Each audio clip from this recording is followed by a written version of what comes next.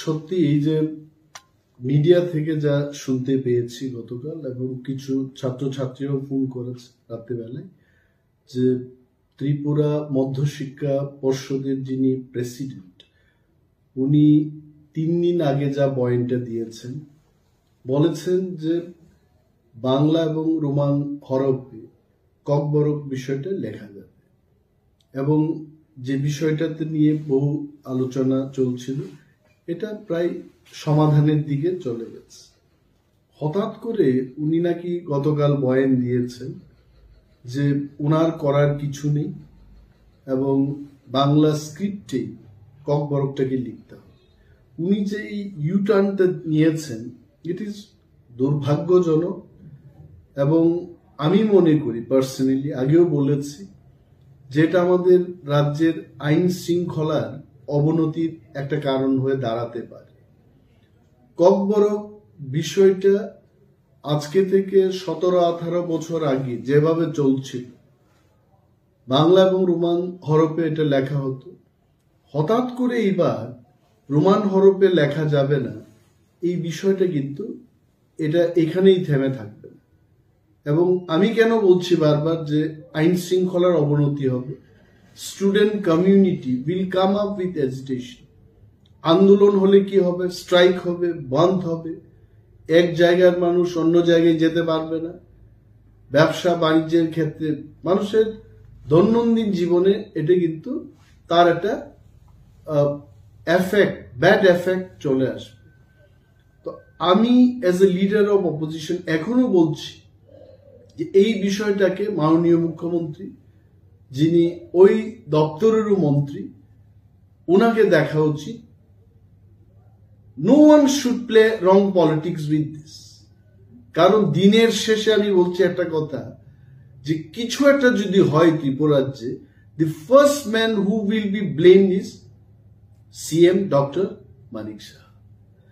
কে কাকে কি সাজেশন দিয়েছে, কার সাজেশনে এটা হচ্ছে, বোর্ড প্রেসিডেন্ট 3 দিন আগে যেটা বলেছে যে ককবরকটাকে রোমান হরফেও লেখা যাবে, বাংলায়ও লেখা যাবে, এই লোকটা হুট করে 3 দিনের পর এই ধরনের বয়ান নিয়ে আসবেন। I am sure something is being played behind the curtain, কিছু একটা চলছে। কিন্তু আন্দোলনের পরিণতি এবং আইন শৃঙ্খলার অবনতির কারণ, এই দায়ভারটা কার ঘাড়ে চাপবে? এটা তার জন্য কিন্তু সরকার এবং মাননীয় মুখ্যমন্ত্রী দায়ী থাকবে। আমার মনে হয়, it is my suggestion to the government, my humble suggestion. আমি গভর্নমেন্টকে, আমি সেই ব্যক্তি নয় যে গভর্নমেন্টকে সঠিক বা সাংঘাতিক কিছু পরামর্শ দিতে পারবো, কিন্তু আমার মনে হচ্ছে যে মাননীয় মুখ্যমন্ত্রী এই বিষয়টাকে গুরুত্ব দিয়ে দেখে যেভাবে আগে চলতো ওইভাবেই করলে পরে কিন্তু ভালো হবে। প্রথম ব্যাপার হচ্ছে যেটা আপনি জিজ্ঞেস করেছেন, যে আমাদের এখানে কোনো ইনফ্রাস্ট্রাকচার নেই। এই ব্যাপারে কিন্তু আমি আগেও বলেছি, 17 বছর ধরে রোমান স্ক্রিপ্টে যারা লিখছে তাদের পেপার কারেকশন হচ্ছে। তাহলে ওই টিচাররা কোথা থেকে আসলো তখন? এই 17 বছরের যে ধারাবাহিকতা, এটাই প্রমাণ করছে যে আমাদের কাছে ইনফ্রাস্ট্রাকচার রয়েছে। এবং ত্রিপুরায় এমন কোনো টিচার নেই, আমি দায়িত্ব নিয়ে বলছি, ত্রিপুরায় যারা পড়াশোনা করছে টিবিএসসি থেকে, ক্লাস 1 থেকে এবিসিডি পড়ানো হয়ে থাকে, রোমান স্ক্রিপ্ট কেন জানবে না? 1 নম্বর। 2 নম্বর, এই যে সিবিএসসির লেটারের অপেক্ষায় আছেন এবং সেই কারণেই টিবিএসসি সিদ্ধান্ত নিতে পারছে না, উনি এটাই তো বলেছেন। My question to the board president is TBSC running on the instruction of CBSC? TBSC is a state subject, এটা রাজ্য সরকার কর্তৃক নিয়ন্ত্রিত, এবং যদিও শিক্ষার ব্যাপারটা এটা not only state matter, not only central গভর্নমেন্টের ম্যাটার, এটা কনকারেন্ট লিস্ট, অর্থাৎ রাজ্য সরকার এবং কেন্দ্রীয় সরকার শিক্ষা নীতি তৈরি করে থাকে।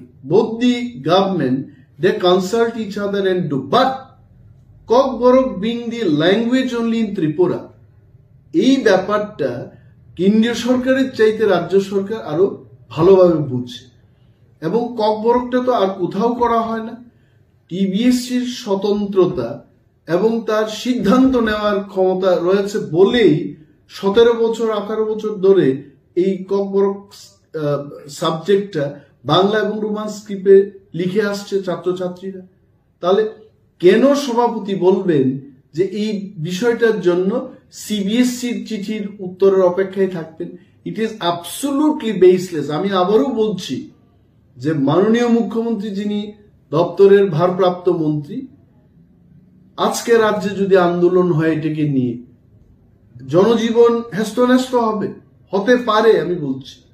আর যদি হয়, if anything goes wrong in this state, who will be responsible for this?